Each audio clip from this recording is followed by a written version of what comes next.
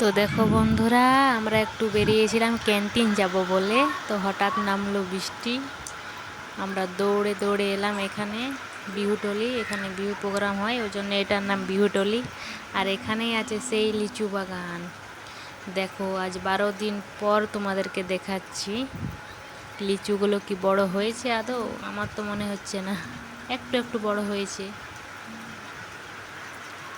কিন্তু এখনো খাবার মতো হয়নি। একটা আমি তুলেও দেখেছিলাম, পুরা শক্ত। বাবু বলেছিল তাই তুলেছিলাম একটা, ওটাও দেখাবো তোমাদেরকে। দেখো,